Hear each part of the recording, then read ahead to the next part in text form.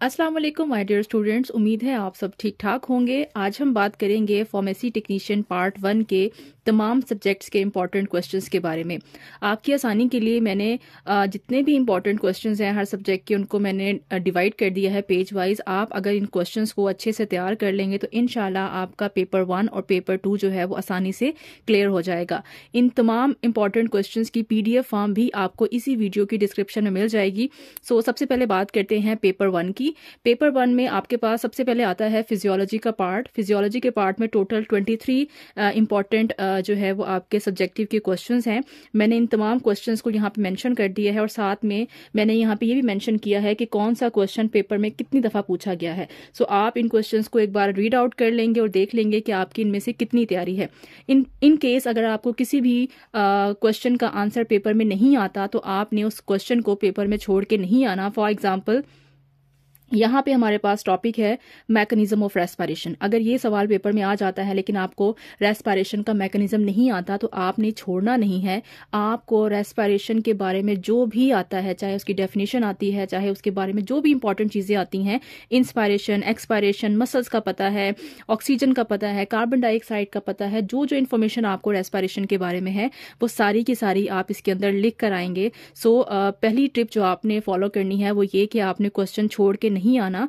दूसरा ये कि उस क्वेश्चन से रेलिवेंट आंसर आपने लिखकर आना है। ऐसा नहीं करना कि आपसे क्वेश्चन जो है वो रेस्पिरेशन का पूछा जा रहा हो और आप उसके अंदर डाइजेशन लिखकर आ रहे हो या आप उसके अंदर ब्लड को लिखकर आ रहे हो, क्योंकि जो चेक करने वाला होता है वो आपको पास करना चाहता है। उसके लिए इंपॉर्टेंट ये है कि आपने उस सवाल से रेलिवेंट अगर कुछ भी लिखा है और खुदा ना खास्ता अगर आप फेल भी हो रहे हैं तो वो आपको मार्जिन पे पास कर देता है। सो इन क्वेश्चंस को आप जरा अच्छे से तैयार कर लेंगे। उसके बाद हम देखते हैं कि बायोकेमिस्ट्री के इंपॉर्टेंट क्वेश्चंस कौन से हैं। टोटल मैंने 19 क्वेश्चंस जो हैं यहाँ पे मेंशन किए हैं। इसमें वो सवाल भी हैं जो पिछले 5 साल पेपर में रिपीट हुए हैं। इसके अलावा वो क्वेश्चंस भी हैं जो रिपीट पेपर में नहीं आए लेकिन पॉसिबिलिटी है कि वो पेपर में आ सकते हैं। तो आप जरा इनको गो थ्रू करेंगे।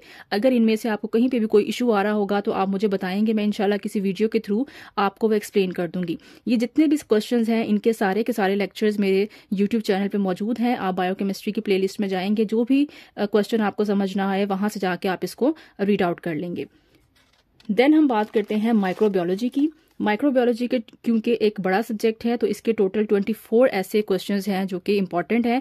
इनमें से कुछ क्वेश्चंस वो हैं जो कि पिछले 5 साल पेपर में रिपीट हुए हैं और कुछ इंपॉर्टेंट वो क्वेश्चंस हैं जिनके चांसेस हैं कि पेपर में आ सकते हैं।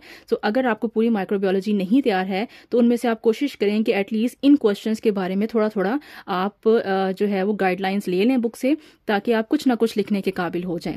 ये भी पूरे के पूरी जो बुक है, ये सारे के सारे जो लेक्चर्स हैं ये आपके यूट्यूब चैनल पे मौजूद हैं। आप इसको प्लेलिस्ट में जाके देखेंगे तो आपको ईच एंड एवरी टॉपिक जो है वहां पे मिल जाएगा। फिर भी अगर कोई इशू आ रहा हो तो आप मुझसे क्वेश्चन कर लेंगे। देन आता है एनाटमी। एनाटमी का जो पार्ट है, वैसे ये आपकी बुक के अंदर बहुत छोटा सा पार्ट है, तकरीबन 24 या 30 पेज का ये टोटल सब्जेक्ट है। बट फिर भी मैंने कोशिश की है कि कुछ चीज़ों को शॉर्ट किया जाए। तो आपने सबसे इंपॉर्टेंट जो चीज़ याद करनी है वो है टर्मिनोलॉजीज। टर्मिनोलॉजीज से एक क्वेश्चन तो लाजमी तौर पर आपसे पूछा जाता है एनाटमी के पेपर में, तो टर्मिनोलॉजीज आपने याद करनी है। उसके अलावा ये मैंने कुछ क्वेश्चंस लिखे हैं। अगर आपको रेस्पिरेशन की एनाटमी नहीं आती है, आपको हार्ट की एनाटमी नहीं आती, तो उसको आपको एनाटमी से याद करने की ज़रूरत नहीं है। आपने फिजियोलॉजी में रेस्पिरेशन जो है वो पढ़ा है, आपने हार्ट भी पढ़ा है, वहां पे आपने हार्ट का स्ट्रक्चर भी पढ़ा है, वहां पे आपने रेस्पिरेटरी ट्रैक का स्ट्रक्चर भी पढ़ा है। अगर नहीं पढ़ा तो आप मेरे जो फिजियोलॉजी के नोट्स हैं उसमें से हार्ट का जो टॉपिक है या सर्कुलेशन का जो टॉपिक है उसका पहला पेज और जो रेस्पिरेशन का चैप्टर है उसका पहला पेज आके देखेंगे तो ये 2 सवाल तो आपके फिजियोलॉजी से ही कवर हो जाते हैं। उसके बाद जिन लोगों ने मुझसे क्लासेस ली हुई हैं लाइव, उन्होंने डाइजेस्टिव सिस्टम के नोट्स भी उनके पास मौजूद होंगे। मैंने उनको डाइजेस्टिव सिस्टम भी पढ़ाया है। सो अगर आपने डाइजेस्टिव सिस्टम फिजियोलॉजी से पढ़ा हुआ है, उसका सारे पार्ट्स पढ़े हुए हैं, तो इसके भी आपको यहाँ से याद करने की ज़रूरत नहीं है। फिर आता है आपके पास यूरिनरी सिस्टम। ये भी आपका फिजियोलॉजी से ही कवर हो जाता है। अगर आपने नेफ्रॉन का स्ट्रक्चर पढ़ा हुआ है, मैंने फिजियोलॉजी में नेफ्रॉन के स्ट्रक्चर पर नोट भी लिखा हुआ है और ये सवाल पेपर में एक दफ़ा आ भी चुका है। तो अगर आपको नेफ्रॉन का स्ट्रक्चर आता है तो वो ही सेम स्ट्रक्चर आप यहाँ पे लिख देंगे तो आपका ये वाला पार्ट जो है वो फिजियोलॉजी से ही कवर हो जाता है। नेक्स्ट हम बात करते हैं पेपर 2 की। पेपर 2 में हमारे पास फार्माकोग्नोजी आती है और फार्मास्यूटिक्स आती है। फार्माकोग्नोजी के टोटल 18 ऐसे क्वेश्चंस हैं जो मुझे लगता है बहुत इंपॉर्टेंट हैं और पिछले 5 साल पेपर में रिपीट भी हुए हैं। इनमें से जो पहले 10 सवाल हैं ये आपके थ्योरी के हवाले से इंपॉर्टेंट है। थ्योरी से मुराद है कि वो चैप्टर्स है जिसमें ड्रग्स नहीं आती।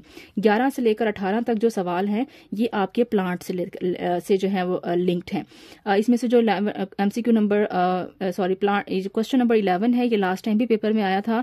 फिर मैंने चैप्टर वाइज प्लांट्स के नाम लिखे हैं। उन चैप्टर्स में से जो 2 इंपॉर्टेंट ड्रग्स थी वो मैंने सामने लिख दी हैं।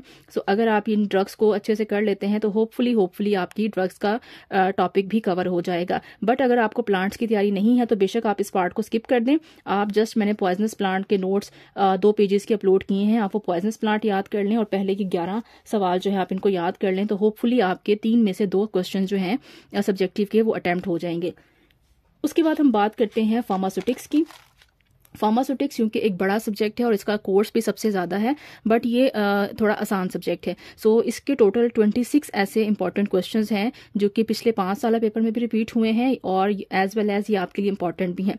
सो उनको मैंने लिस्ट में कैटेगराइज कर दिया है। सो आप कोशिश करें कि एक बार इसको गो थ्रू करें कि इसमें से आपको कितनी चीज़ें आती हैं। नहीं भी आती तो एटलीस्ट जो टॉपिक्स मैंने लिखे हैं इनकी आप डेफिनेशंस याद कर लें। पेपर में अगर आपको आ भी जाता है और आपकी तैयारी नहीं है फार्मास्यूटिक्स की तो आप जस्ट डेफिनेशन पे लिखकर आ जाएं। 5 में से 2 नंबर तो आपको डेफिनेशंस के ही मिल जाते हैं। सेम केस जितने मैंने पीछे क्वेश्चंस बताए हैं उनमें भी यही है कि अगर आपको टॉपिक पूरा नहीं आता, फॉर एग्जांपल वायरस में से कोई सवाल आ गया है और आपको वायरस के बारे में वो सवाल नहीं आता तो आप वायरस की डेफिनेशन लिखकर आ जाएं। तो डेफिनेशन के अपने नंबर होते हैं। तो अगर आप इस तरह से भी कर लेंगे तो इंशाल्लाह पेपर जो है वो आपका निकल जाएगा। सो ये कुछ इंपॉर्टेंट बातें थी। आई होप वीडियो आपको पसंद आई होगी। डिस्क्रिप्शन में आपको इन तमाम जो टॉपिक्स हैं इंपॉर्टेंट क्वेश्चंस है उसकी PDF फॉर्म भी मिल जाएगी। Wish you all a very good luck. Video पसंद आई है तो प्लीज़ वीडियो को लाइक करें, चैनल को सब्सक्राइब करें, अपने फ्रेंड्स में इसको ज़रूर शेयर करें। Thank you so much. अल्लाह हाफ़िज़।